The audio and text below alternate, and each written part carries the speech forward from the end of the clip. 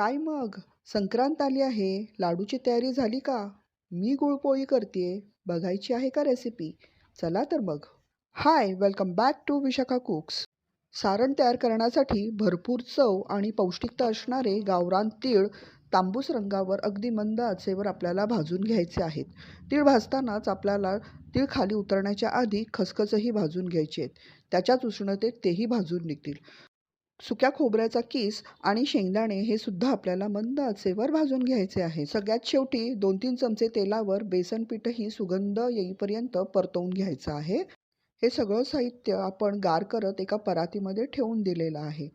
गार झाल्यावर या सगळ्या साहित्याची एकत्र मिक्सरमध्ये किंवा वेगवेगळी अशी अगदी बारीक पूड करून घ्यायची आहे.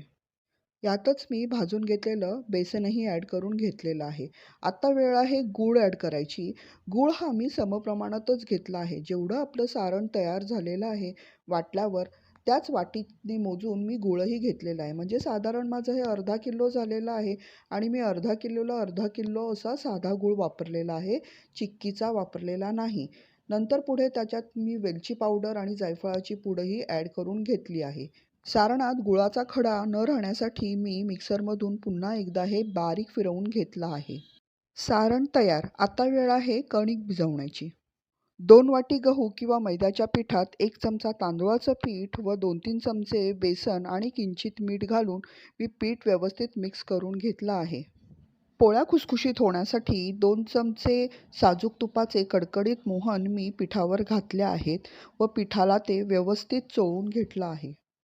चोळलेल्या पिठाची व्यवस्थित मूद वळता आली म्हणजे आपलं तुपाचे प्रमाण हे योग्य झालं आहे. इथे चपातीच्या कणकेपेक्षा थोडी घट्ट कणिक अशी मळून घ्यायची आहे. मी कणकेच्या लाटा करून घेतल्या होत्या. आता त्यातलीच एक लाटी घेऊन त्याची पातळ पोळी लाटून मी त्याच्यामध्ये हे सारण आपण जसं पुरणपोळ्यांचं स्टफ करतो तशाच पद्धतीने सारण भरून त्याचा बॉल तयार करून घेतला आहे आणि ह्याची पोळी लाटून घेतली आहे. पोळी लाटून झाली की स्लो फ्लेमवर तव्यावर ही पोळी उलटपलट करून साजूक तूप लावून खमंग खुसखुशीत अशी शेकवून घ्यायची आहे. पीठ भिजवताना मी 1 चमचा तांदूळाचं पीठ ॲड केलं होतं. तांदूळाच्या पिठामुळे पोळीला सर्वत्र सारखा रंग येण्यासाठी आणि व्यवस्थित भाजण्यासाठी मदत होते. खमंग खुसखुशीत 10 ते 15 दिवस बाहेर आरामात टिकणाऱ्या आपल्या पोळ्या तयार. पण ह्या इतक्या दिवस राहतच नाही. जेव्हा हवं तेव्हा सर्व्ह करताना साजूक तूप लावून तव्यावर ही पोळी शेकवून खाण्यासाठी तयार.